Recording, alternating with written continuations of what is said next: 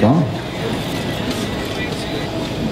படம் டைட்டிலே ரொம்ப பிடிச்சிருக்கு, வாய் மூடி பேசவும். இந்த மாதிரி எல்லாரும் நாட்டில் இருந்துட்டால் பல பிரச்சனைகள் எல்லாம் சால்வ் ஆகிடும். ஆக்சுவலாக பாதி பிரச்சனைகள் போயிடும், வந்து நிம்மதியாக இருக்கும் நாடு. வந்து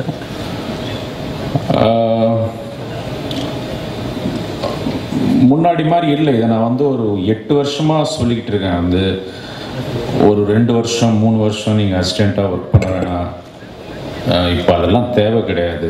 கோ make your short films, just prove what you have.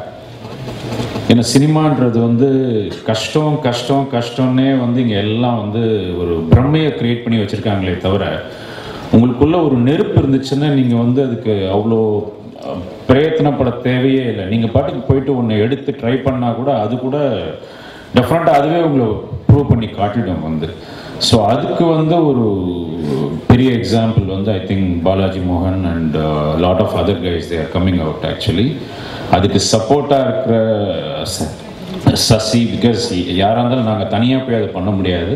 எனக்கு சப்போர்ட்டாக இருக்க சசி அண்ட் வருண், அவங்களுக்கெல்லாம் நாங்கள் பெரிய கடமைப்பட்டிருக்கோம். Particularly Varun is my best friend and family friend. So அவர்கிட்ட நாங்கள் அடுத்து படம் பண்ண பற்றி பேசும்போது கதை வந்து சொன்னோன்னே அவர் என்ன சொன்னார், எனக்கு பெருசாலாம் வந்து ஒரு அப்படி அதை வந்து அனலைஸ் பண்ணி பார்க்க முடியாதுங்க, ஒரு சாதாரண மனுஷனாக தான் படம் பார்க்க முடியும். நான் அப்போ தான் சொன்னேன், சாதாரண மனுஷனாக படம் பார்த்தா தாங்க அது படம் வந்து பெருசாக பார்க்கலாம், அது படமே கிடையாது, வந்து அதுதான் உங்களோட பெரிய சக்ஸஸாக இருக்க போகுதுன்னு அப்படின்னு சொன்னேன் நான் அவர்கிட்ட. ஸோ டெஃபினட்டாக I wish him all the best. And Varun ஒரு மிகப்பெரிய தயாரிப்பாளராக வருவார்னு எனக்கு ரொம்ப பெரிய நம்பிக்கை இருக்குது. I wish the whole team all the very best and thank you so much.